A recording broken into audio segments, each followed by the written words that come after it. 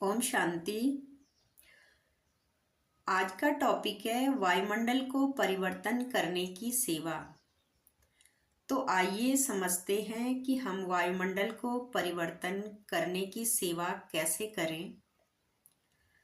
वायुमंडल केवल भौतिक नहीं बल्कि सूक्ष्म शक्तियों का अदृश्य जाल है। जिस प्रकार से वायु चारों ओर सुगंध फैलाती है, उसी प्रकार हमारे संकल्प और हमारी भावनाएं भी वातावरण को प्रभावित करती हैं। जहाँ क्रोध, भय और अशांति के विचार उठते हैं, वहाँ वायुमंडल भी नकारात्मक और भारी हो जाता है। परंतु जहाँ शांति, प्रेम और परमात्मा की स्मृति का प्रभाव होता है, वहाँ चारों ओर दिव्यता का प्रकाश फैलने लगता है। सकारात्मकता चारों ओर फैलने लगती है। वातावरण को परिवर्तन करने की सेवा ही सबसे महान सेवा है, क्योंकि ये सेवा बिना शब्दों की सेवा है।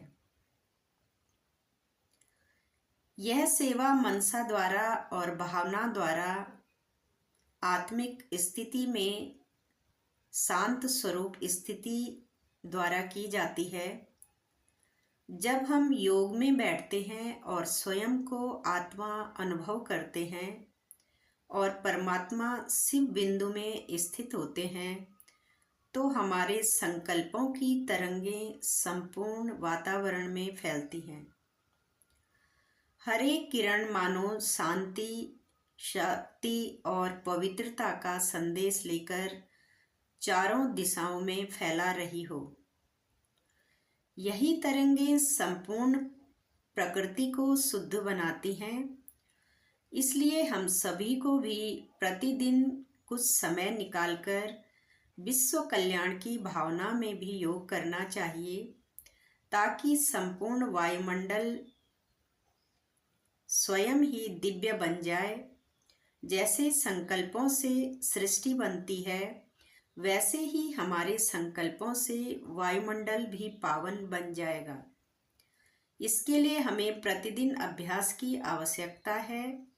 यही सच्ची मनसा सेवा भी है, जो कि बिना शब्दों के साइलेंस में बैठकर वायुमंडल को शुद्ध पवित्र बना देती है और संसार को सकारात्मकता का संदेश भी देती है।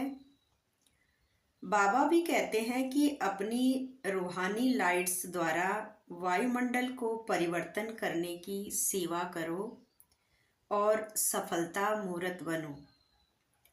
जैसे साकार सृष्टि में रंग की लाइट्स जलाते हो, वैसी ही वातावरण भी हो जाता है।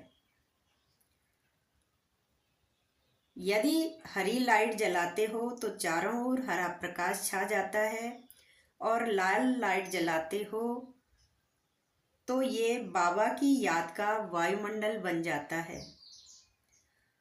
बाबा कहते हैं कि जब स्थूल लाइट वायुमंडल को बदल देती है, तो आप तो लाइट हाउस हो। तो लाइट हाउस बनकर पवित्रता की और सुख की लाइट से वायुमंडल को परिवर्तन करके सेवा भी करो, तो स्वतः ही सफलता मूर्त बन जाएंगे। जैसे स्थूल लाइट को आँखों से देखते हैं, तो रूहानी लाइट अनुभव से जानेंगे। ओम शांति।